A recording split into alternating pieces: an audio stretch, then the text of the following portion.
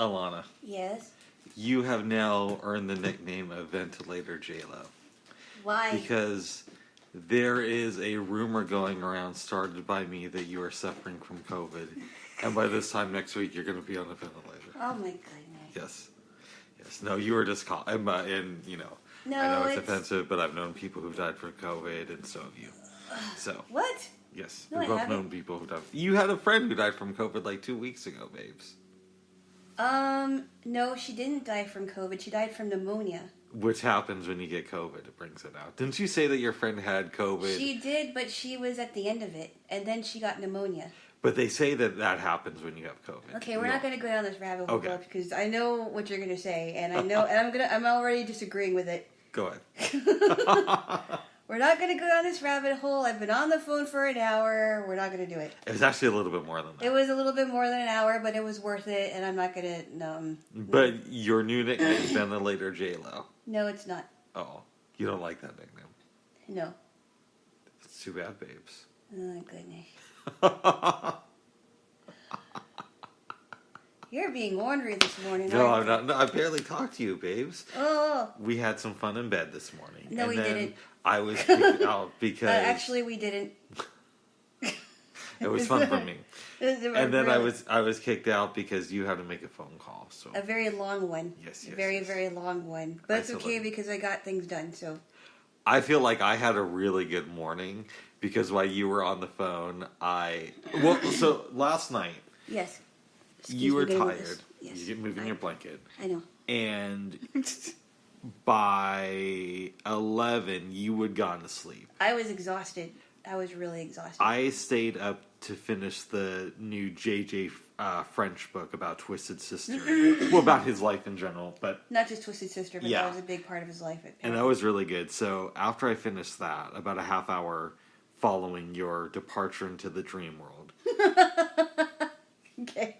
I decided, well, I have the new Anthony Bourdain biography, I think you would call it. Yeah. So I decided to read that, and I haven't finished it yet, but I read a lot of it last night and this morning, and I'm more than halfway through. It's basically like an oral history of his life. Really? The author was his personal assistant for a number of years and helped him write some of his later books. So for this book, what she did is she just interviewed people, and so it'll be like Anthony Bourdain's brother telling a story about him, or somebody who he worked with. An or oral his ex-wife. history of his... Oh, wow. Yeah, it's really good. I didn't even know he was married. Apparently he was married twice, and something I didn't know about him.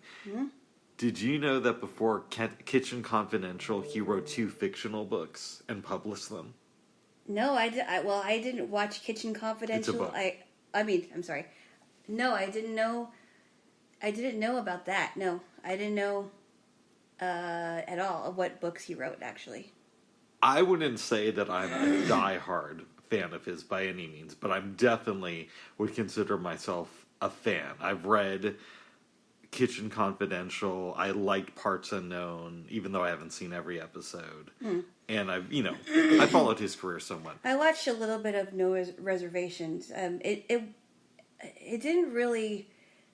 Well, I'm not really an Anthony Bourdain fan at all. I like other chefs, but that show didn't seem to excite me as much as, it didn't seem to hold my interest as much as it held your interest. This probably will not make you a fan. So, I have a friend of mine, and she's a great person. Okay. Wonderful, wonderful human being. I've known her for over 10 years, since I lived in Denver. We disagree about very few things, but one of the things to where I feel that we have a major, major disagreement is she is a Guy Fieri fan, and I am not. I don't, I'm not really a fan of his either. I mean, I do like his show, Diners, Drive-Ins, and Dives. She really enjoys that show. But I don't really watch his stuff. I think he's a little too hyper for me. Yeah, exactly. And I'm a pretty hyper person. So for me to say that. Yeah, but she can, how to stay calm, but he's like, it's like, geez, would you please calm down? But anyways, it's okay. apparently Anthony Bourdain used to make fun of Guy Fieri. Are you serious? Yeah, and he also, according to the book, he used to trash on Rachel Ray. Whoa. And I like Rachel Ray. I think she's I like her too. I think she's got some really good recipes. Yeah. Wow. Okay. He didn't make a lot of friends in the cooking world with him, apparently. I don't know. Really? He used to trash on Rachel Ray? Why? Yeah. I don't know. They didn't go into the specifics, but some writer was doing a piece on him, I believe. I read this when you were in the shower just now. And he said it was either a writer or an executive. Because I was also listening to the water coming from the shower and your moans. Oh my goodness. Okay. Go on with your story. Don't try to put words in my mouth or... I think this was back in 2009. The guy says Anthony Bourdain came in. It was a great experience, and that was in his period where he was making fun of Rachel Ray a lot. Oh, wow. So that was cool. Okay. Yes. No, she has some really good recipes. She does. And ideas about how to make ahead your meals in 30 minutes. So you have a good week's worth of meals planned. I like both of them. Yeah. Anthony Bourdain is more interesting to me, but she has really good recipes. Yes, she does. And she seems like a nice person. She does, and she has people on her show, and they cook on stage, and I like her a lot. I do. Do you think you will ever read Kitchen Confidential? I don't know. I'm not really a fan of his, so probably not. Okay. Did you learn a lot of tips from Kitchen Confidential? It's or not is it just really like, a cooking book. I mean, it talks about cooking, but it's mainly about his life and the type of people you meet when you work in the kitchen. Mm-hmm. But it's really fun. It's a fun book. The one chef I really like watching is, I think her name is Giada De Laurentiis. So I don't know how to say her last name, but she's this Italian lady, and she cooks a lot of Italian foods because she is... I think she might have gone to school in Italy. So you can hear when she's talking about spaghetti, you can hear the Italian way it's supposed to say, or when she says ricotta, she's like ricotta. Nice. Or mascarpone, you know. Really Italian. Mm-hmm. Because she is. And how sometimes she'll cook with her aunt, or she'll cook with her daughter, or her daughter will watch her cook something. And she'll talk about her family, or I really like her recipes. She likes to make really good recipes. That's good. Mm-hmm. I like watching, and then the two celebs that I like watching are Valerie Bertinelli's show on occasion. I like watching hers, and Trisha Yearwood's show. Yeah, you told me that before. I've seen some of Bertinelli's stuff. Yeah. But I haven't really watched the Trisha Yearwood stuff. Yeah, I like her stuff because sometimes she'll have her sister cook with her too, and it's like sometimes she'll do strictly Southern things, mm-hmm. or she'll plantation pancakes. Oh my goodness, Sorry, Bubs! Keep going. I don't think she's like that, Bub. Confederate flag cookies. Bubs! All right, keep going, babes. Would you stop? Sorry, babes, I didn't know. Head on a platter cookies. So keep talking. Oh, your head on a platter. I'm spicing up your commentary, base, but keep talking. Oh. Go ahead. The South will rise again. Soup. Just kidding. The South will rise against sour bread. Sourdough bread. Yeah. No. Just kidding. She seems like a nice person, but sometimes she'll cook with her sister. Like I think she made something that was on Steel Magnolias. Okay. And I think it was called like Slow Country Boil or something, or Low Country Boil. I'm not sure what that is, but it sounded really good. And one time she made some things for her friend that just had a baby. Yeah.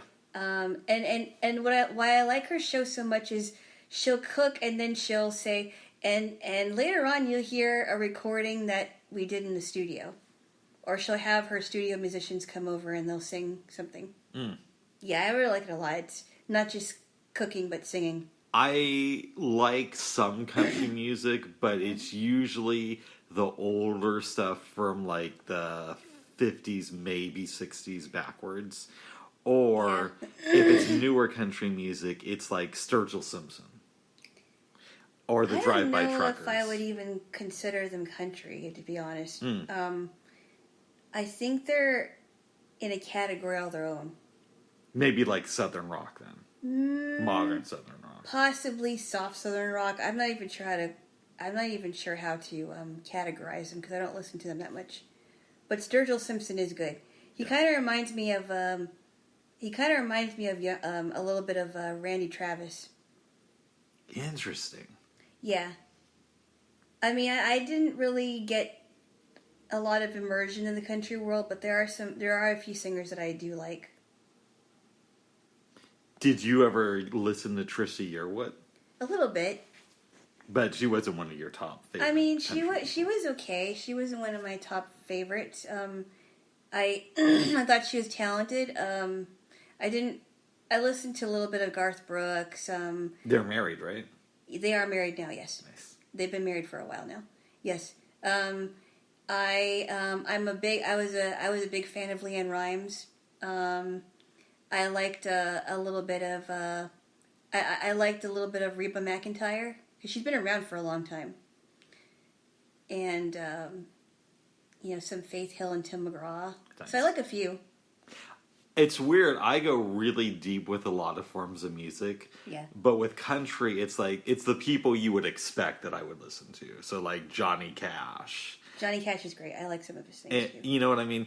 Patsy Cline, obviously. Some Willie Nelson. Hank Williams. Hank Williams. I do like some of his stuff. But I don't listen to a lot of quote-unquote obscure country artists like I do. Because you know how I am with other forms of music. There's a lot of artists I like that you'd like never hear on the radio and aren't really talked about that much. Yeah. But with country music, it's the stereotypical. These are what people say is the good country music. Okay, so I didn't know until later on that John Ritter's father, Tex Ritter, is a country music. I haven't really checked out. Was a country music artist, and I should look into his stuff because I think I heard a little bit of it. Who are some country artists that you think I would like that are a little bit off the beaten path? That's a good question because some of them today sound way too much the same. Mm-hmm. So that is a really good question. I mean, I think you would like. So one of the country groups that I do like, and I like a few, not a lot, but a few. Is I like Rascal Flatts, but they're really popular. They are. Did I tell you, babes? Oh God, I'm gonna sound like such a name dropper here. Yeah. I don't want to call her a friend. I knew somebody fairly well, and she used to party with Rascal Flatts before they made it big. Oh wow. Yeah. Okay. This is a lady, babes, whose stepdad was a songwriter in Nashville. Oh, I think you told me about this person. Mm-hmm. Yes, that's interesting. Did you know that that Rascal? I think the lead singer of Rascal Flatts was a part of a Christian band before he joined Rascal Flatts. That does not surprise me since he's in the country music. Not all of the country music stars are Christians, but really, no, they're not.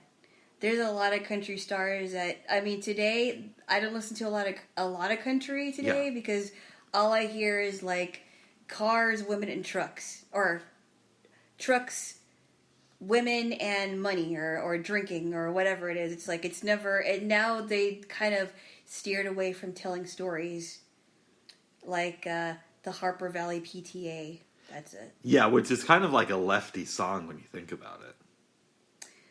I'm not sure. I mean, I heard it a long time ago. No, I think the lady who did it said that it's kind of like it's talking about this conservative town that's very judgmental, right? Well, they passed judgment on her, but they're doing the same thing. It sounds like yes, they're hypocrites. I don't know if it's a lefty song, but I think it's a song for all hypocrites. Nice. And I think whatever side you are on. there is something to be said about hypocrisy. Oh. And I don't know if it's fair to label it a lefty song because it is talking about hypocrisy. So I don't know that. But it's talking about hypocrisy through the eyes of somebody who lives in a very small conservative town. I don't know, Bubs. Oh. Well, moving on, babes. A question I have for you, because you know this world a lot more than I do. I do? Yes. Okay. Even though I saw a couple documentaries that don't make me country. Oh my goodness. I don't know that world that much. Okay, you know it more than I do. No, I don't. No, I don't. Okay. And you have a different relationship. I've read books about country music. I listen to the well-known people from that genre who I think are kind of cool. Yeah. But I don't go as deep as you do. I don't know. But, I don't go very deep all right, either. well, here's my question, babes. Okay. We know that there is this movement of country artists trying to emulate rap music. I hate that. And I'm not a big fan of that either. Yeah. But my question for you is, do you know of any country artists who try to mix in like neo soul to their sounds? The only one that even comes close to it, even a little bit, would probably be Winona Judd. And the Really? only reason why I say that, Okay. she's a little bit of both because she's got a great voice. I mean, I don't know if you listen to any of her solo stuff. I haven't heard any of her stuff. She's a great singer. Okay. So she can sing with soul, but she also comes from the country background of the Judds, the group she was in with her mom. Yeah. But she can sing. I don't know if you would call it neo soul, but there is some soul in her. But it's never like Garth Brooks does a song with Incognito. No. I can't say. I don't think so. I can't say. I think that for the most part, I'm sure there may... Well, I mean, with the exception of Charlie Pride. Because Charlie Pride was a country singer before. He was a country singer for many years. Go ahead.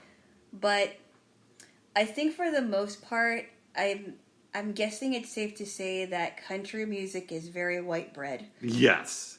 You don't hear about a lot of Asian singers. You hear about some Mexican singers that are country singers, but mostly it's white bread. I'm not saying it's wrong, but that's how it is in the country music genre. This is very stereotypical, but when I think of country music, Yeah. I usually think Confederate flags, guns, that the typical stuff that you think I would think of. I think most Southerners are not for the Confederate flag in their country music. Okay.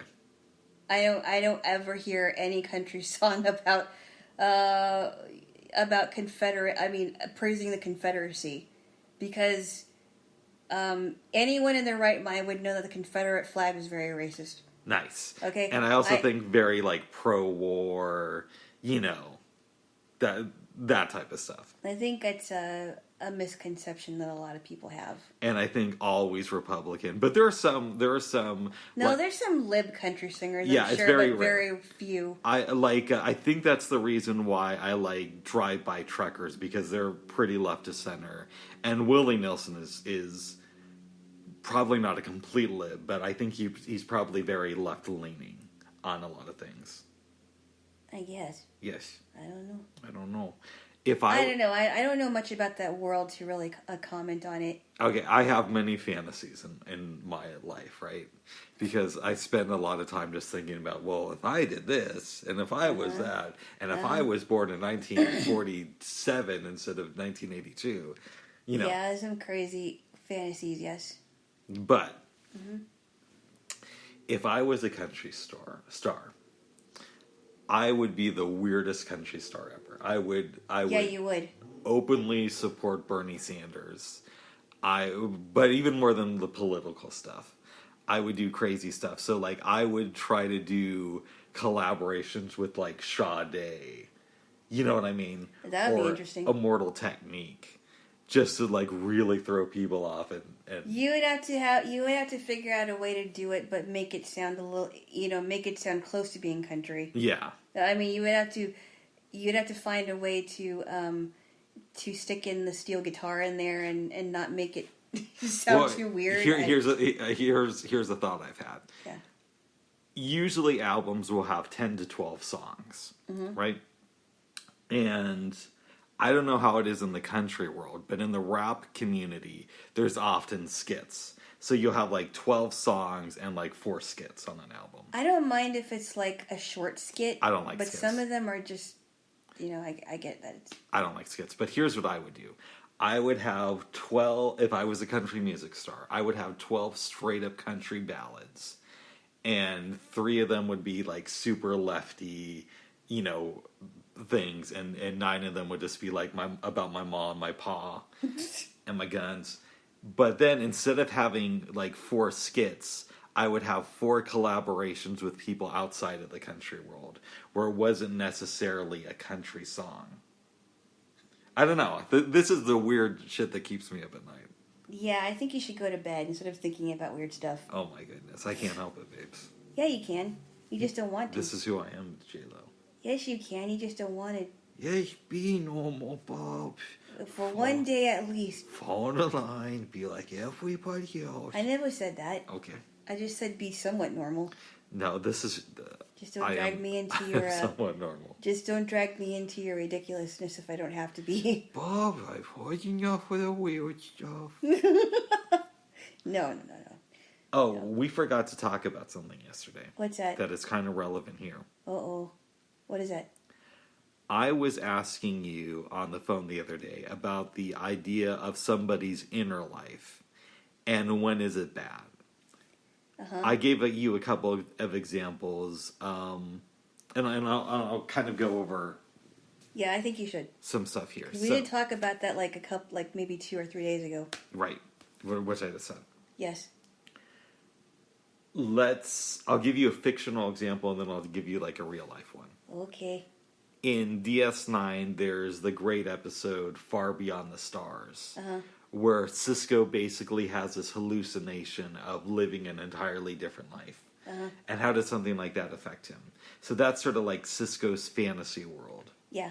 Or maybe it's a vision from the prophets. So that might not be the best example. So the real life one is, there is somebody who I don't know, but you and a couple of my friends all know this person separately. Oh, right. Oh, yeah.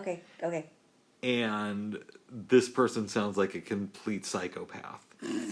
One of the things I've heard is that this person claims that they are in a steady relationship with somebody who won't be born for like 300 years. And my response was, that's crazy. Yeah. That's crazy. So, and maybe I'll have to rephrase this question, but let's use this off as a starting point. When is somebody's inner life good for them versus when can it be a holding back point for them? By inner life, you mean imagination, correct? It could be imagination. Beyond their imagination, like, oh, I really have this life, or I want to have this life. Yeah. That hasn't happened yet. Yeah. And they've got their, like a fantasy, right? Yeah. Okay. And we perceive it as a fantasy. And my response to that was, if I remember correctly, I said, if it does not interfere with their real life outside of this, whatever they're thinking about in their head. And I gave another example that I will talk about in just a little bit. If it doesn't interfere with her relationships or her friendships or whoever, and I'm just saying her or him, whoever it is. You're not doesn't matter speaking about one specific No. It doesn't matter if it's a her or a him. But if it interferes with their everyday life and how they interact with people, then they really need some medical help. Some serious psychiatric evaluations, I think. And I'm going to give an example. Go ahead. We've talked about this before. This person, who is a her, will She will not be named for various reasons. But she treats objects like they are people. She gives them personalities. And by objects, I mean musical instruments like drum kits, recorders, flutes. Gives them personalities as if they're actually living, which I think is kind of strange to me. But the thing that really is concerning to me is that the person expects everybody else to understand why she thinks this way without explaining why she thinks this way or why she feels this way. Mm. So I really personally think it's interfering with her own life. It's just my opinion. And I think the reason why is because maybe this person felt judged before, and these instruments can't judge her. So what does she do? She gives them a life of their own, so she doesn't have to deal with their problems. But this is just my own personal opinion. I am not a psychiatrist or a psychologist, so I can't diagnose a person like this. But I honestly think that there is something very concerning going on. And yet, there are other times when somebody's inner life can be very helpful. You always hear these self-help people, and I know self-help is a dangerous road to go down. Yeah, it is. But they talk about the idea of creative visualization, where you have to kind of see something in your head before it becomes reality. Is it kind of like the law of attraction?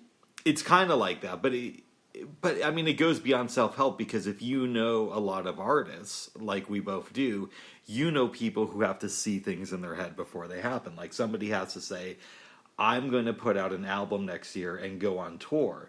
Yeah. But that could sound completely ridiculous until that person actually pulls it off. Or I'm going to make a movie with no money, and you think to yourself, yeah, dude, whatever. And then 3 years later, that person has a low-budget movie that's actually being distributed. So in other words, it's goal setting. It's goal setting, but you have to visualize it in your head. Right. You can't just, yes, goal setting, writing down, is how I'm going to do it step by step, is essential. And a lot of artists miss that part. But you also have to see it in your head before it actually happens, I think. Yeah, I think I hear a lot of self-help people say that you have to have a vision. You have to have like, what they'll say is have like a vision board in your house. Yes. And write that down. What is your vision? What do you see yourself doing in 5 years? Set your goals, write down your goals, whatever, so you actually see it. So I've heard that a lot. I think there's much truth in that, from what I've seen. Where people go off course, like I just said, is artists will oftentimes have the vision and not write down the steps it takes to get there. So they'll say, I want to do a movie next year. Well, what does that mean? Does that mean you want to direct a movie? And if so, how are you going to go about getting that opportunity? Yeah. And that's where a lot of artists get in the weeds. Right. But some people are able to pull it off. And I think you need the creative visualization part of it. So when is an inner life helpful to your external existence? Well, I suppose it could be.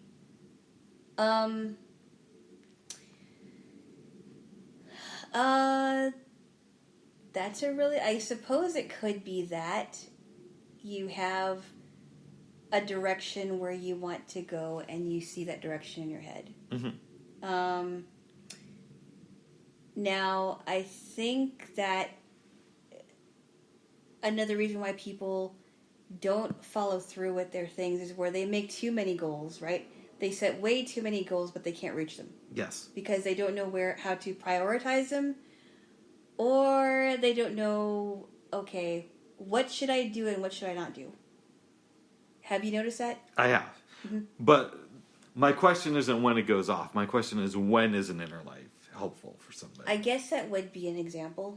I mean, it sounds really new agey to me, but I guess, it's helped certain people. But you don't think it's the imagination is really that important, then, it sounds like. I'm not saying it's not important. I'm just saying that sometimes people might have a vision, but they may not reach that vision, and it may turn out that they go a different direction. That's a lot better than what they were doing. See, I'm in a really weird place in that I know so many people who have this great imagination and who can never follow through with it in the real life. Yes. And yet, I know that having an imagination is very, very important. And it sounds like I put a little bit more stock in it than you do, but a little less emphasis on it than a lot of my friends do. No, I understand that. I think it's good to have an imagination. I'm not at all saying that it's not good. It's very good. It does help. I think it's essential to being an artist. Yes, it does help. Yeah. It certainly does. Do you think having an imagination helped you in college? Yes, I believe it did. It was hard work, but I remember before performances, right? And I guess in a way I kind of had to imagine myself on stage, because before performances, one of the things that my teacher used to tell me, which really helped a lot, is, imagine yourself focused and centered. That sounds very new age terminology. No, it's centered, good though. But it is good. Imagine your everything, like your whole entire body where you want it to be, but also your whatever you put out when you're playing a piece, you're conveying a message, you're telling a story, and you want people to take something from your story, whatever it is, whatever emotion it's conveying, whatever what the story is about, whatever it is. And that really helped a lot, because it really took a lot of focus off of what I had to do, and it caused me to focus on not so much the notes, but what message I was trying to convey. And that really helped a lot. And I think it helps a lot with other crafts. It could. When you're telling a poem, when you're reciting a poem, when someone is telling a joke, when someone is singing a song, when someone is, reading a script, maybe. Yeah. Helps a lot. I was actually more thinking of, at some point when you're applying to go to college, you probably imagined yourself graduating and having that degree. Absolutely, I did. Yes, and I yes. But I like that you took it from a much different angle than I would have. Yes, I absolutely did. I mean, that was the end result of everything, but I also had thoughts about, trying to go above and beyond what I normally would go, because I was working alongside of my sighted peers, and that meant that I had to really, really, really work hard, harder than I ever thought I could work. But it was worth it. It was worth it. All that hard work, I've learned, so much. And you are right. Yes, I have imagined myself getting that BA. Nice. And that I did. Nice. And that I did. And then on to the next chapter, wherever that is. This might get a little bit abstract and freaky. Uh-oh. But roll with me here. Okay. When you think of yourself and you're doing a performance or right after a performance, do you ever get jealous of the you that was just on stage? No. That's weird, because that happens to me. No, and okay, explain that to me, and I'll explain where I'm coming from, because I don't quite understand that. Okay, so when I'm on it, I do a lot of prep work before I go on stage, and that doesn't just mean writing the poem. It means memorizing it. It means getting to feel the reality of the poem. And then I'll go on stage. When things go well, I do really awesome. Go off stage and I think, wow, I'm really jealous of that dude who is just on stage. Like, that version of Rick has it under control. He has stage presence. He has these really cool ideas that he's able to express. It sounds like he leads a really interesting life. Now, of course, that version of Rick is me, and I'm not looking at the work that went into it. So it's not that I don't have an interesting life, but when I'm working on poetry, I'm really good at selecting the most interesting moments, right? Mm-hmm. And expounding on those. It's not that I can't express myself, but when I'm not on stage, because I'm dyslexic, but also because I get excited easily from ideas, I tend to speak fast and slip over my words a lot. But the version on me is prepared, because the version of me that's on stage has not only articulated these ideas by writing them down, but has taken the time to memorize them. Right. And express them in a provocative, interesting way. Right. But it's easy for me to separate the guy who's on stage from the guy who's around the house thinking about the guy who's on the stage. Well, let me ask you something before I go into my what I think about this. Go ahead. Do you think that your dyslexia, as frustrating as it can be, because I would imagine it is, do you think that your dyslexia really does help your performances? Yes, because one, I don't have it as bad as other people. Yes. But two, they say that people with dyslexia look at things a little bit differently. Mm-hmm. And I think that's true in my case. And we tend to problem solve differently. Really? Yeah, like my way of doing math is, I think it's also one of the reasons I did poorly when I went to high school in math. Yes. That, and I also did a shit ton of weed. Yeah, you shouldn't do that while you're trying to think of math, bub. But, well, I think it helped me when I was younger because I looked at math differently, and it kind of maybe hurt me when I got a little bit older. Because your dyslexia was... Well, because it helped me look at the world differently. Yeah. And in school, even though I went to a hippie school, and it was great, school tries to teach you to color inside the lines when it comes to things, especially like math. So they didn't encourage you to think differently then? Not with math. Now, my school that I went to in high school was great in other ways of teaching you to look outside the box. But as far as math goes, no. Okay. And I think somebody like me, I need to color outside the lines. But wait a minute, though. So they didn't explore the way that you learn math? Is that what you mean? Yeah, it's like, because to keep it real, I believe that in math, all you need is addition, subtraction, multiplication, and division, and everything else is basically teaching you how to pass a standardized test. Mm-hmm. Right? Well, I mean... That's my own only your opinion, yeah. And that's my life experience. I'm also not a mathematician. Yeah. But I'm somebody who can balance a budget. Uh-huh. Right? Mm-hmm. And that's what you need in life. You need people who can balance a budget. Sometimes people hire accountants. Yeah. Yeah. Or financial consultants. Like, I don't know, but I would assume that most accountants aren't really doing geometry or calculus all day. Not that kind of math. Exactly, because... But some people really... I mean, I can understand why geometry would be needed if you're talking about shapes, because it deals a lot with shapes. Mm-hmm. You do need to know about shapes. Yeah, and for real, the other thing that hurt me in higher forms of math was being blind.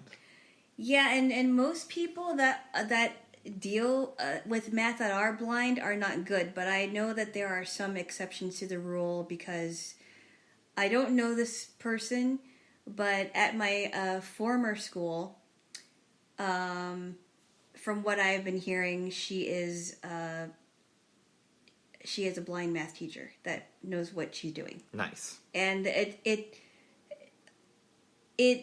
when I first heard that, I'm like, wow, because a lot of blind people really struggle with it, especially graphing. I hated graphing. Now, I didn't know this in high school. I didn't find out that blind people traditionally aren't good at things like geometry until I was in my 20s. Yeah. That's what I've been hearing. Right. It probably would have been helpful had I known that earlier. But it really, my math teacher that I had for my senior year, she was great, though. I really wish that there was a teacher that I would have grown up learning from that really took the time to understand how blind people's brains work. Because she really was good at... She had this... So for graphing, which graphing is very visual, as you know, and very confusing, she had a push-pin board. She had a push-pin board with these rubber bands, and I'm gonna give you what I think about the question you asked too. Yeah, because we're getting into the weeds a little. I know. Well, we tend to do that. Yes. She had this push-pin board, and what she would do was the push pins were used to mark the coordinates. And then there was a push pin at the center of the coordinates, like the axis where the axis is intercept. So that was a very creative way of teaching blind people about how to go from point A to point B. Because that's... anyone else doing it would have been very confusing for me. But getting back to the question. Yes. And repeat the question again, please. Are you, when you get off stage and you think of your performance, are you ever jealous of that person, of Alana, or envious of her? No, and I'll tell you why I'm not. Because there's so much things that went into getting ready for that performance. And I'm, when the performance initially starts, I'm thinking about, okay, are my fingers positioned correctly? Are my lips positioned correctly? Because you have to think about that too. Does the tone sound okay? And I'm thinking about technical stuff. And then I'm also thinking, well, okay, what about articulation? What about intonation, about my tone? What about notes? Did I get the right notes? And I'm thinking about the motion, the motion of my fingers and the muscle memory too. I'm thinking about that. There's a whole bunch of stuff going through my head. And then once I get into the performance and I'm more relaxed, then I don't think about it so much. And I'm thinking, okay, I got this. I think I got it. And then at the end of it, I'm like, I'm exhausted. Yeah. I'm exhausted. And I hope I don't play this song for, a while because I'm tired. Yeah, but it's for real, for me at least. Once I get up on stage, 99 times out of 100, it's like effortless when I'm there. Okay. Because I did the prep work. Yeah. I feel that I feel like I'm... You feel more focused up there. I feel super comfortable when I'm on stage. I do not. I get nervous. I feel jittery. I have to really, I have to give myself deep breaths to kind of relax me, period. Not just my mind, but me physically, because I tend to tense up and I get butterflies in my stomach. So I'm trying to calm myself down, and, I'll eat a banana because those really help actually. Mm-hmm. And, but then once I'm on stage and I'm trying not to wobble, because sometimes if you get nervous, you start to, fidget. Yes. But once I'm in the performance and I'm in the throes of it, then I start to relax a little bit. And there are times where I have to stop, and if I make a mistake, I stop, and then I go back to it again because I have to go on. I have to keep on going. But once I keep on going and I don't have to stop, then I'm fine. But afterwards, I'm like, okay, I'm done. That was a good performance. I'm done. Or maybe I should have done it better, but I'll do it better next time. But I'm done.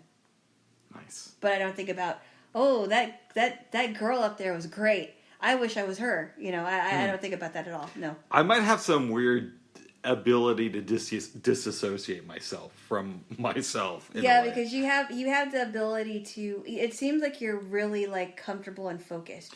But it takes a while for me to do that. On stage, I am, not in the rest of my life. Okay. But it's also before the pandemic, because I'm not really hanging out with friends. Yeah. I would go out and I'd be with friends, and then I'd come home and I'd be like, I wish I could be more like that guy who is just hanging out with his friends. Because I feel comfortable. You know what I mean? But then I go back and I'm just like, I'm just me. I'm just regular Rick. Well, I mean... I don't know if that makes any sense. I can turn it on sometimes when I'm in the zone. And then after that, it's just like, I'm just this guy who is just like a normal dude. Which is fine, but it's not. Maybe it's okay to be normal, you know? Yeah. You don't have to, you don't feel like you have to, I mean, I don't know. I've never noticed that you had to pretend to be somebody else around me. I mean, no, but it's different being around you than just like hanging with my friends and we're talking shit. And it's not that I'm fake, but I don't know how to explain it. I don't know. It just feels like it's a different version. It feels like it's a more confident version of me. I honestly think you're analyzing it too much. Maybe I am. Yeah. I think you're analyzing it too much. I don't think about that stuff. Oh. I just think, well, there are people I can't be comfortable around because that's just how they are. Yeah. And I'm not going to change them, and they're not going to change me either. It's weird. I don't feel that way whenever I leave the kitchen, even if I did a good meal. Uh-huh. I don't feel like I'm jealous of the guy who is just preparing the meal. Uh-huh. I just feel like, I just made a meal. And it was good. Even if it was bad or good or whatever. I think I feel a little, like if I know that my performance could have been better, sometimes I feel like I'm a little bit more critical of myself. Yeah. And a lot of people feel that way. And then somebody says, actually, you did really well. I didn't even think you did any mistakes. And I'm thinking, wow, I thought I did a lot of mistakes. But apparently I didn't. Yes. So sometimes I feel great and I'm exhausted. And other times I'm like, oh, I could have done better. Mm. But I'm still exhausted. Yes. So it could go either way. Very good, babes. Mm-hmm. Jaylo. Yeah. Switching gears a little bit. Thank you. Yes. I showed you the second episode of The Boys yesterday. Yes. And I was thinking, for sure she's not going to like this. But it helps to build the story of the TV series. I thought it was a little bit crazy, but okay. I think overall you really enjoyed it. I mean, the second episode I thought was a little bit cray-cray. Right, but overall you liked it. I did. I mean, I guess I'm thinking about the bigger picture instead of nitpicking. Look, you were asking me like a ton of questions about the show after we watched it yesterday. I was, because there were some things I didn't understand. Yes. Yeah. I'll give a quick recap of it. I won't go all the way, but basically it starts off from the end of the last episode where Huey and Butcher had attacked Translucent. Mm-hmm. For good reason. Mm-hmm, they put him in the trunk of Butcher's car, drive off, and they realize that Translucent is still alive. Yeah. So they go get Frenchie, and they're trying to figure out ways how to kill this maniac superhero. Yeah. Uh-huh. There's stuff going on with Bob. We don't need to go into everything, but Starlight is having some issues. Eventually, she ends up beating up these guys who are about to date rape this girl. And she is. Do I mention the clothes? Go ahead. She's in her plain clothes. Yeah, so she can no longer use her secret identity. Right. Which I think is great. But she really didn't know that. Apparently. Well, I don't know if she didn't know that, but she was more focused on, I have to save this woman. Yeah. I'm not gonna, It's filmed, gets leaked to the internet, and the publicist lady is furious with Starlight. Yeah. I don't really like the lady anyway, but yeah. Yeah, going back to Huey and them, there's a scene in this episode I love, and it's where Huey gives water to Translucent, and he says, hey, you know that my superpower isn't really invisibility. It's being able to read people. And right now I can tell that you're super scared. Yep. And he's like, eventually Homelander's going to come and get me. Uh-huh. So you have to ask yourself, who's really the one who's a prisoner here? And Huey leaves the room. Uh-huh. Eventually Frenchie figures out how to kill Translucent. Uh-huh. So he sticks a bomb in his asshole, which I think is brilliant. A bomb. Yes. And Homelander comes to get him, but there's some commotion, and Huey ends up pressing the detonator and killing Translucent at the end of the episode. Yes. Yes. And because he was left alone with the guy. I'm like, what's he going to do? Yep. It was kind of interesting. Yeah. Meanwhile, another house blows up. Yes. Good episode there, Jay. Well, I'm glad you're starting to dig it. And I'm already not liking Homelander. You're not supposed to like him, though. I know. I already don't. Good. I think you're right. I think he is a major villain. But you're starting to dig Starlight a little bit more. Because after the first episode, I could tell that you weren't really a fan of hers yet. No, because I was trying to feel her out, you know. I was like, I don't know. She seems like a weirdo, but what do I know? Yeah. And Butcher's starting to grow on you. No, I never said that. Okay. I think you're the only one that likes Butcher. Oh, I love Butcher. He's my favorite character. I think he's a little quay. Yes, but today you might... Frenchie and Butcher, I don't know. What did you think of that scene in the episode where Huey asks Frenchie what it was like to kill somebody? I thought that was kind of disturbing. Oh, wow. I love that scene. Yeah, I don't know. Yes. I don't know. I don't know if I like Frenchie. I think you're going to like Frenchie. I don't think he's going to be your favorite character, but I do think you're going to like him. Yeah, I don't know. I honestly think that Butcher and Frenchie are definitely rough around the edges. Butcher more so. Butcher more so, yeah. Yes. Well, especially when he showed up at this, like, at that FBI woman's house. Yeah, that was... I love that scene. That was very... I mean, she's like, what are you doing here? And he's just, like, hanging out downstairs in the middle of the night. And he's like, what? And then at one point, I love when she says to him, don't ask about my family. This gives me the creeps. Yeah. Yeah. That's a little bit weird, but... Yeah, I thought that was great. Yeah, you would. Oh, my goodness. You weirdo. But today, you might get to meet Mother's Milk. Uh-oh. Yes. Mother's Milk. I think he's a really great balance to some of the weirdness of Butcher. To Butcher? Okay. Yeah. People say it's Huey that balances Butcher out, but I really think it's Huey and Mother's Milk who balance him out. Does Huey and Mother's Milk get along with each other?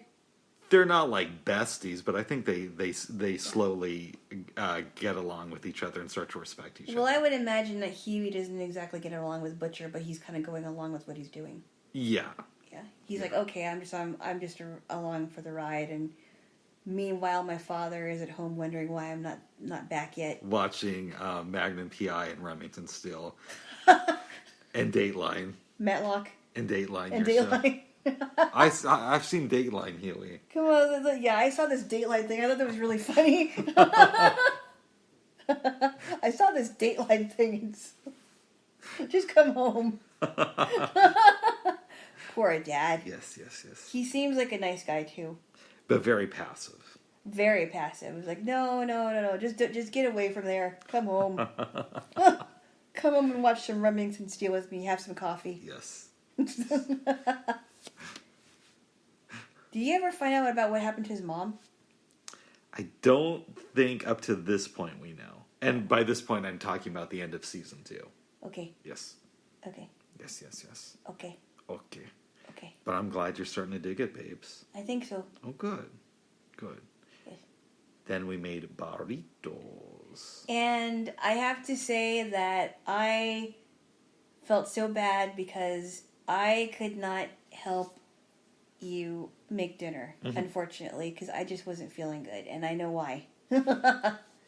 COVID. No, it wasn't COVID. I don't have the coronavirus. I hope not. No, I don't. Don't got that Rona. No. No. Am I allowed to say what it is? No, you're not. Can I say anyway? No, you're not. Okay, all right. No, you're not. Okay, all right. I'm not going to say that.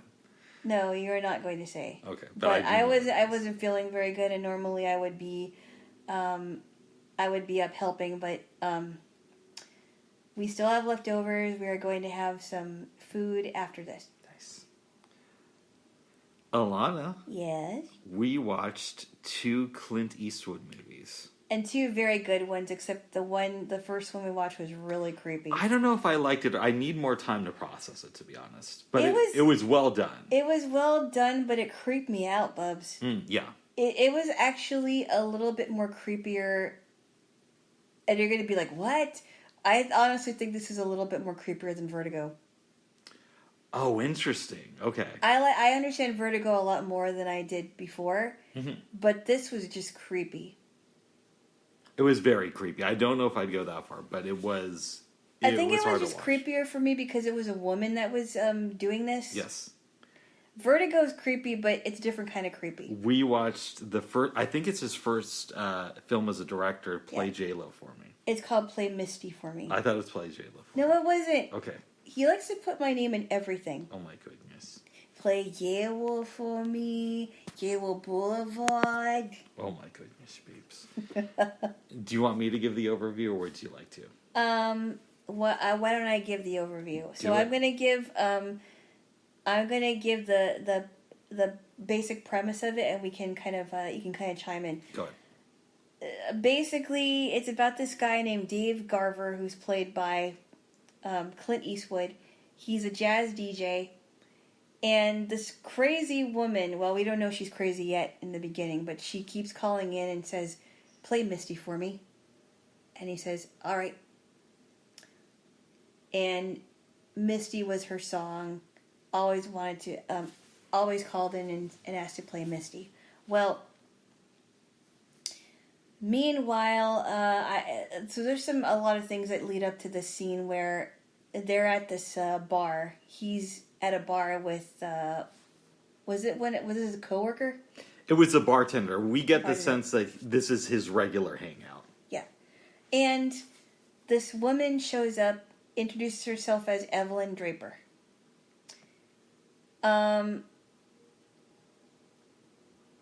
I think, if I'm not mistaken, somehow I think they exchange numbers, correct? Not exactly, no. Okay. He goes back to her place that night. She was there waiting for him, and put on the lie when she went to the bar that she was waiting for a date. It was really him. Yeah. Yeah. So, that was very strange. After that, after he went back to her place, which was a really dumb thing to do. He just wanted to get some. Okay. But it was dumb. Well, it was. Well, we don't know that it's dumb, that it's really dumb until a little bit later. Mm-hmm. She starts appearing out of nowhere at his home with groceries, at his office.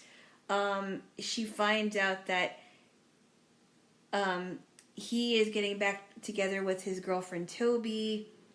Poses as we don't. Well, okay, so I won't mention that part yet. Go ahead. But she does all these weird things, like she calls him to set up dates when he said, "Why didn't I was going to call you? You know, I thought we agreed that I was going to call you first." And so all these things are happening. I'm trying to think. So he dismisses her the first time, and is that before she tries to kill herself? I'm trying to remember. Yes. Yeah. He dismisses her the first time. She tries to kill herself, and she tries to kill herself in his house. Yep. So he has to keep her there because the doctor is doing him a favor and not putting this out there. Right. Yeah. He has to keep... So basically, he's stuck with her for the entire night. Mm-hmm. Now, or the entire day. His girlfriend, Toby, says, "Look, my roommate is going to be gone. My roommate, Angelica's going to be gone. Would you like to come over?" And he says, "All right." And meanwhile, while he's on the phone, she's trying to find ways to keep him away from her. Mm-hmm. Waking up, pretending to wake up, pretending to be asleep, pretending to wake up from a bad dream so that he can hold her. Yes. I mean, really hold her. And Toby is obviously very upset and says, "Why haven't you told me the truth? Why did you have to miss last night? Because I was waiting for you." I don't know exactly how much he told her about Evelyn. We don't really see it on camera that much. I mean, it's alluded to. But I get the feeling that he pretty much told her everything except for, the sex. Right. Yeah. Which I understand why he wouldn't tell her that. Yeah. it's not her business, I guess, or he didn't think it would be. Well, so he finds out, so he's going to have a program on that night. The detective, what's his name? You're fast forwarding a little bit, but you're allowed to cut stuff out. I just wanted to let you know that you. I know. Okay. Maybe I should mention before I go into that. Evelyn's at his house.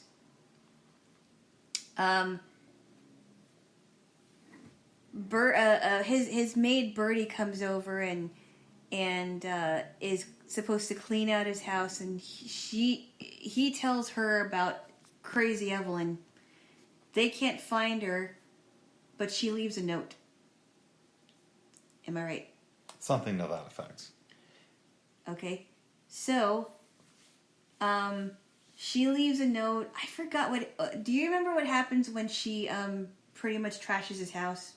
Yeah, so let's skip to that. So basically, she had copied his car keys. Yeah. He has this big meeting. It's ruined by Evelyn. And then she goes back to his place, and trashes the house, and stabs your girl Bertie. Bertie is a maid. And they take homegirl away and put her in the mental institution for a while.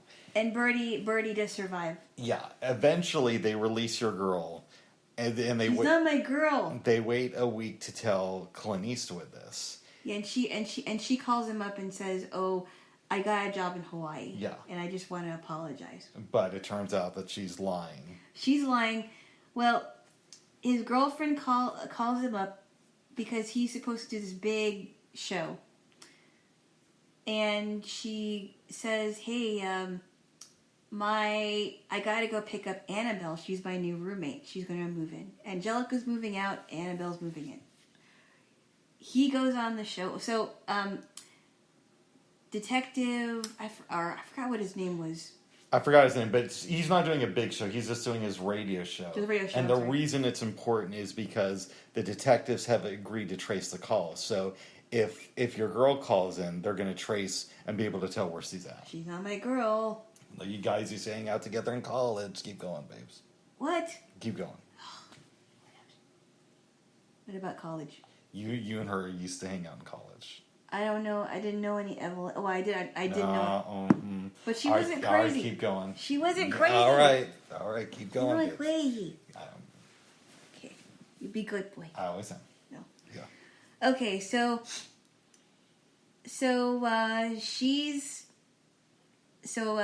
Toby's at her house. Annabelle's supposedly making some coffee, grogs, whatever those are. I don't know what that is. Dave calls Toby and says, "Hey, I just want to let you know that the detective is coming over to check on you, and just open the door for anybody else." And she assures him that everything's fine. Well, we go back to her house. It turns out that she doesn't realize that Annabelle is really Evelyn. Mm-hmm. And so she's left at home with the psycho. And she duct tapes her mouth and ties her up and takes a big chunk of her hair out. She's also she was also playing with the idea of taking out her eyes. Yep. And so she pretty much wants to kill this girl.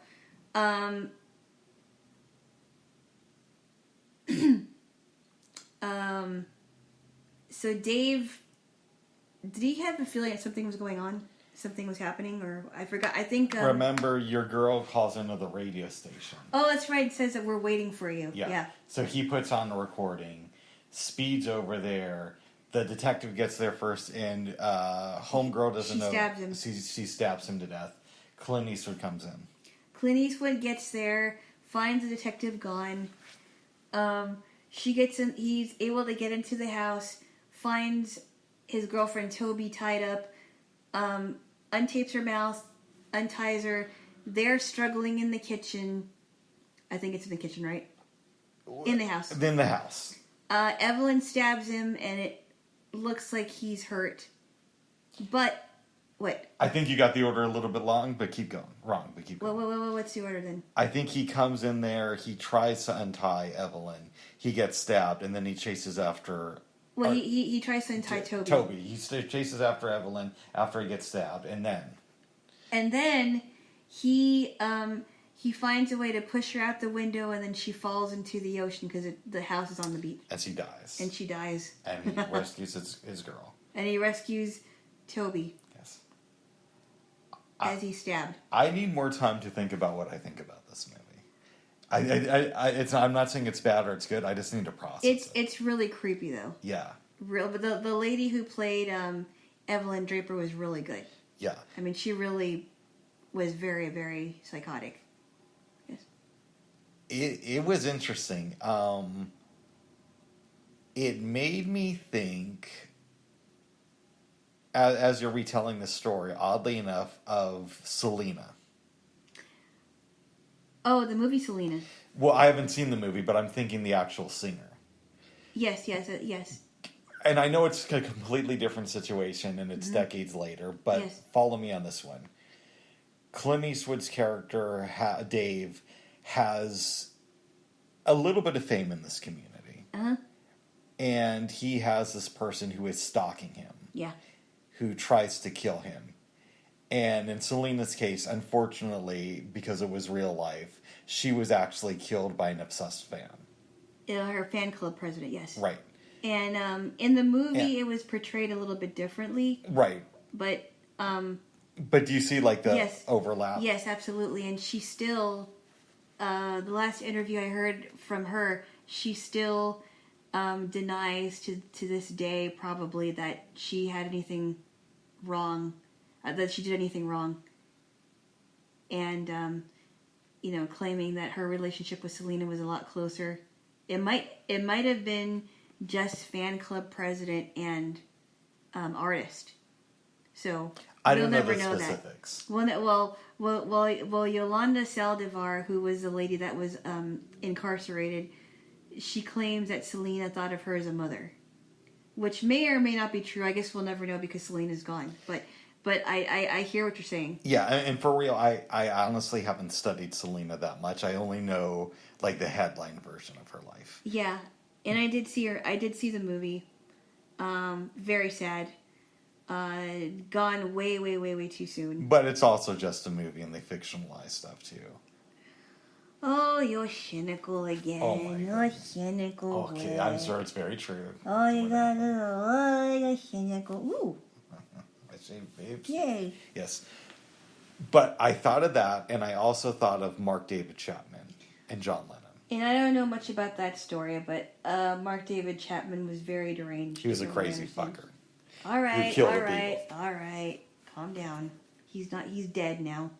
Mark David Chapman is? Oh, no, actually, I don't know if he's dead. I think he's still alive, babe. He's incarcerated. He'll never get out. They should have killed him. Yeah, I believe you. All right. That's enough. Go on.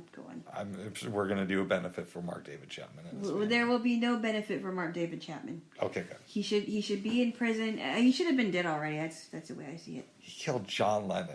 I know. Anyways, Selena I could take, but John Lennon. Okay, all right. Stop. I mean, okay. Both of them should not have died too soon, Bo. Okay. But could you see where this movie would... What was that for? Yes, I could. Okay. Could you see where this movie would make me think of that stuff? Yes. Yeah. It's just really creepy. So one thing I was wondering that I can't prove is Clint Eastwood was a pretty big star before he made this movie. And I'm wondering what his experiences may have been with stalkers. I don't know. I hope he didn't have any experiences with stalkers. I've been hearing crazy stories about celebrities being stalked. I'm sure he must have. Yeah. Yeah, that's crazy. Yeah. Have you heard of the actress? I forgot what she was in, but her name was Sharon Gless. No. She had a stalker, and I think the stalker was a woman, and she was just really crazy. Wow. Paula Abdul had a stalker, and she was, I don't know if you heard about it, but she auditioned for American Idol, and when she didn't get it, but she used to park outside of Paula Abdul's place because she figured out where it was, and well, she ended up killing herself, unfortunately. But some people are just crazy. I know. They can't stop themselves from stalking people. I love stalking. Oh. No, I don't. But that was like Corbopulous Michael. You know how he's like, I love killing. Yeah, I'll kill anybody. Corbopulous Michael, yeah. Yes. Yeah, if anybody wants anyone to kill anyone. I buy guns from your grandfather. I have guns from your grandfather. That's great. Wow. But back to this movie. Yeah, it really makes you think of all the creepy scenarios that people may have gone through. Either whether you hear stories about somebody surviving a stalker or somebody dying of a stalker. Do you think Dave learns any lessons from this experience? And if so, what are they? So I understand this was back in the 70s. I think 1970 or 70. Yeah, but I think that, fast forward to the future, be sure that every phone that he uses has a caller ID. Okay. Yes. Good. Would you avoid anyone who tells him to play Misty for me. Oh my goodness. Would you recommend this movie to anyone?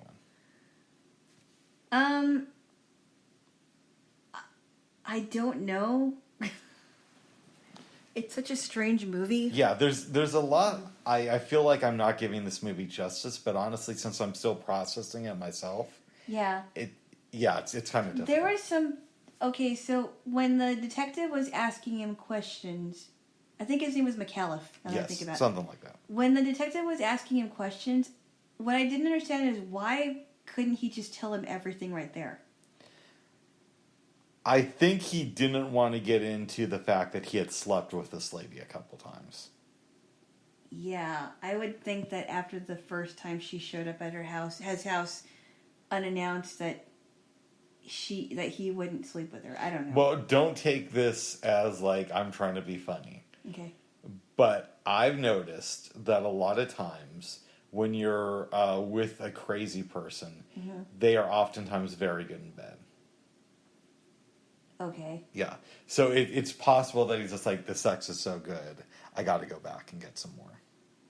Or maybe it's just that I feel really bad for her. And no, I honestly think this is a situation where men and women would view it differently, right? So I could see a woman saying, well, I don't know why he had sex with her again. But from a man's perspective, I get why a woman would think that. And I'm not saying you're wrong for thinking that. But I also am a man, and if you've had any experience as a man, dating and being with women, you know that sometimes you're going to have a fun time in the bedroom if you're with a crazy person. Okay. Yes. That's my very diplomatic. But then a man will often regret it in the long run. Exactly. That's my very diplomatic, liberal version of saying it's fun to be with a freak. So in other words, fun for now, but really bad in the long run. Yeah. Yeah. Exactly. Okay. Yeah. Anyways, moving on from that, Jaylo. Okay. Is there anything else you want to say about the movie? Yeah, Jessica Walter, who played Evelyn Draper, was really good. I mean, she really played that part. She was really creepy. Yeah. There's something I'm trying to wrap my head around, and I'm not sure if I liked it or disliked it. Yeah. When we find out that Evelyn is actually the roommate, that felt very cliche to me, but I don't know if it feels that way because I'm seeing this movie now, and so many bad horror movies did stuff like that. So it's possible if I had seen it in 1970, it would have felt like a fresher idea. You know what I mean? Right. Well, I mean, I saw this movie. I think it might have come out in 2007. I don't remember. I saw this movie with a friend at the time, who shall not be named. Go ahead. And it was Obsessed, and it was one of those. It was called Obsessed, And it was one of those movies where guy meets girl, girl stalks guy who's married with child. But she was trying very hard to get into his life. Like, she knew the name of his child. She got to carry his child, physically pick up the baby. Oh. She drugged him. So he kind of didn't really remember the conversation they had.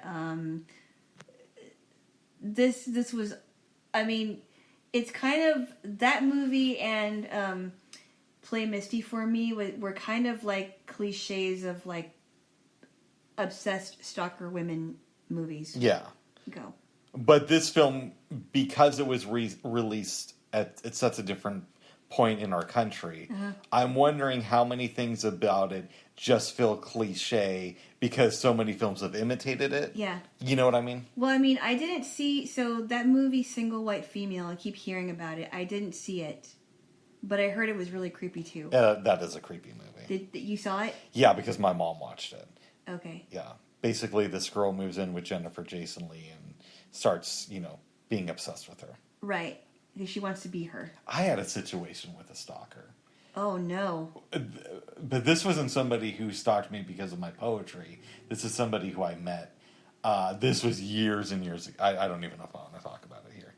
But, well, I mean, you don't have to give as little detail as you want. I mean, yeah. I'll probably ask you later. But Unfortunately, this was a dude, so no. Okay. No fun nights in the bedroom or anything. I hope not. No, but, I don't know. It was just a weird situation when I was living in L.A. Oh, is that your... We don't want to give too many details out here. Oh, okay. I know what you're talking about. Never mind. But, yeah, this is an interesting movie. We have to process it. Right. Yes. Yes. Jaylo. Uh-huh. We watched another Clint Eastwood movie. Which was better than that one. Yeah. Actually. Called Pale Rider. Yes.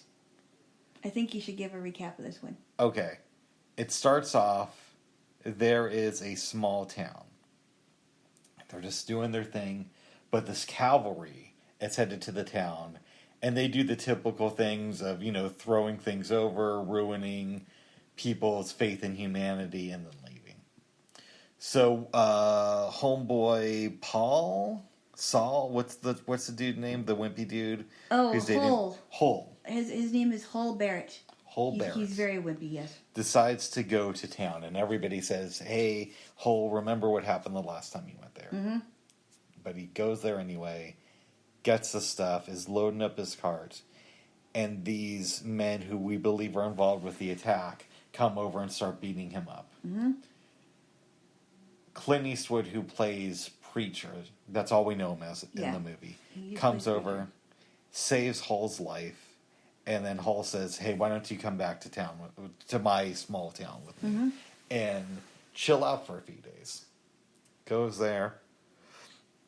Hull is dating this woman with a 14-year-old daughter. Yeah, the woman's name is Sarah. Her daughter's name is Megan. That's right. Mm-hmm. And they're talking about life and how to defend themselves. Preacher comes out. They all have dinner. There's some stuff that goes on. Eventually, people come to kind of let it be known they're not happy with the people being beaten up by Preacher. And he beats these guys up. But the town discovers gold, so everybody's happy. Eventually, Hull takes Sarah, Megan, and the Preacher back into town. And when Hull is inside buying some stuff, Preacher gets called to this other building. Yep. This guy says, I have rights to the land that your people are on. Mm-hmm. But I'll tell you what I'm going to do. I'm going to negotiate. I'll give each person who's there $100 to leave. And Preacher says, you can afford more than that. Let me tell them that you're going to offer them $1,000. He says, okay, you have 24 hours. So now, fast forward, townspeople are discussing it. Hull gets them riled up. They agree that they're not going to take the money. Word gets back to the head dude. He decides, okay, we're going to make an example out of these people. I'm going to skip over some stuff, but basically we find out that Megan, who's only 14, wants to be with Preacher. Right. But he's like, nah, that's a little bit too young for me. Yeah. Yeah. Yeah. Go ahead. She gets angry with, I think I should mention this, she gets very angry with him because she's thinking, you're in love with my mom, aren't you? You know, and she's, and she decides that she doesn't want to see this guy again. Okay. Eventually this all comes to a head, and because the town people are discovering gold, one guy gets really, really drunk and decides to go and rub it in the main guy's face who wants to take over the town. Yep. Sends out his deputies, they kill the dude. Yep. Word gets back that they want to meet, the deputies want to meet with Hull the next morning. Yep. And this sheriff and his deputies, their reputation precedes them. Yep. But he goes out there, Preacher kills all the deputies and the sheriff. Uh-huh.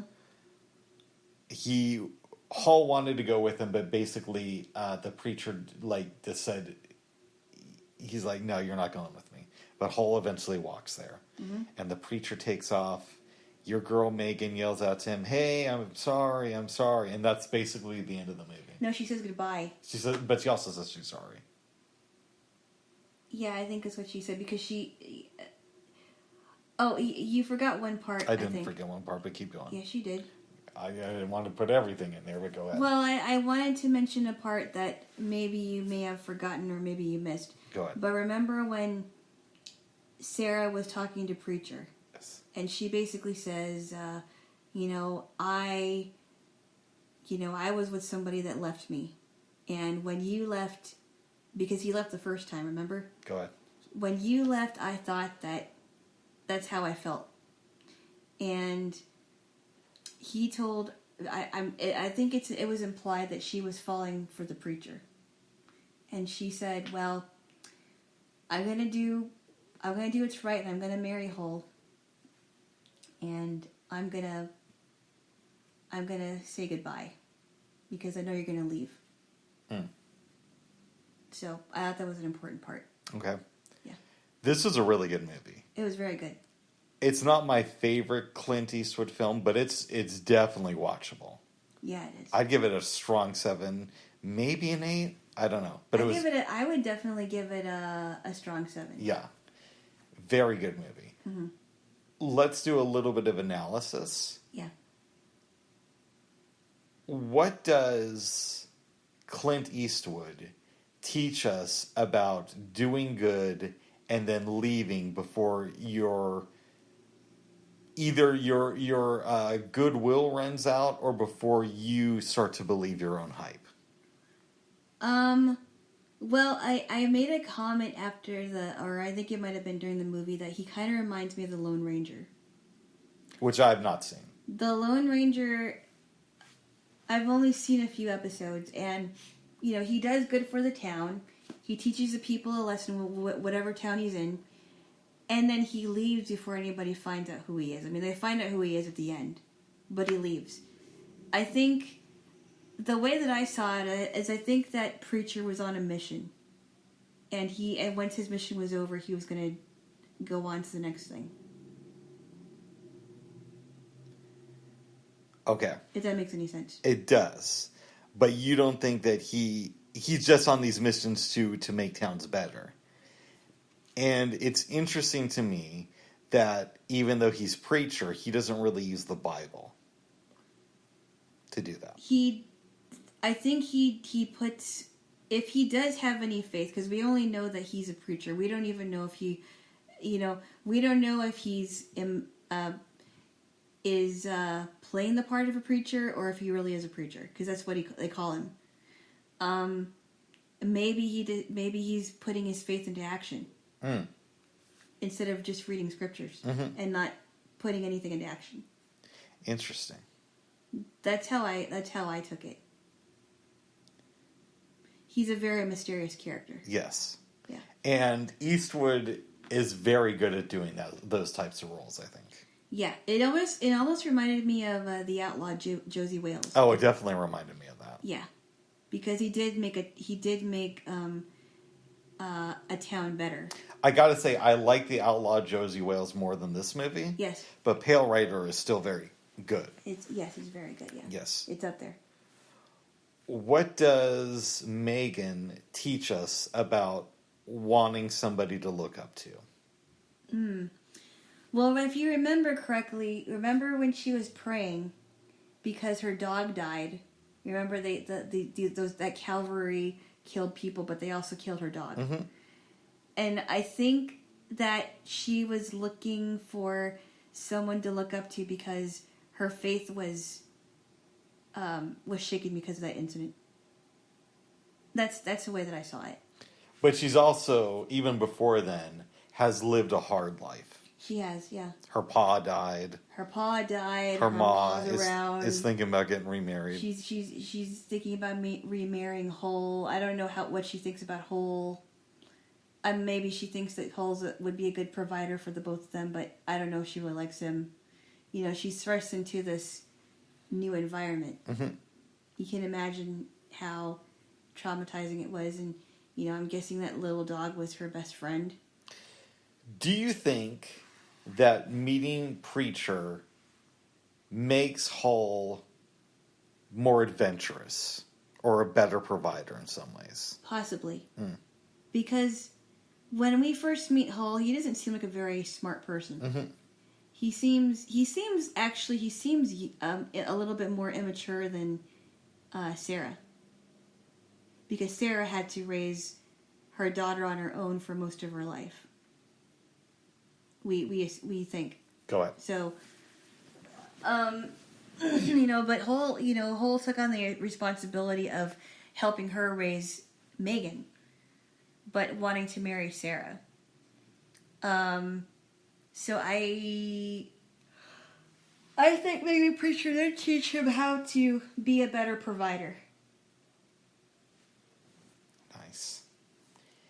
Is there anything else you want to say about this movie?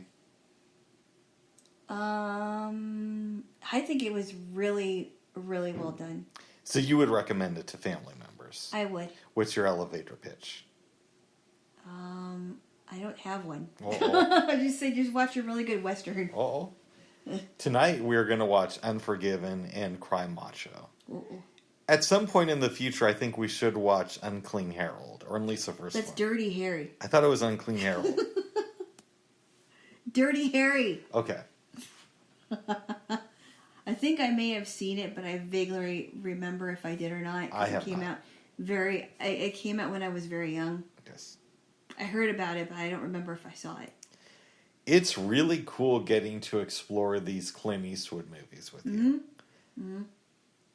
And before then, I didn't know much about Clint Eastwood movies. I just heard that he directed and he also starred in a lot of very good movies. I had seen some of his films, but I've definitely gone a lot deeper into his catalog after meeting you and knowing you. Oh. Yes. Okay. Very good there, Jaylo. He was also in the Bridges of Madison County. I know, that was my introduction to his movies. Okay. I thought the book was better. I think I did see parts of the movie, but I liked the book. I didn't really like the movie.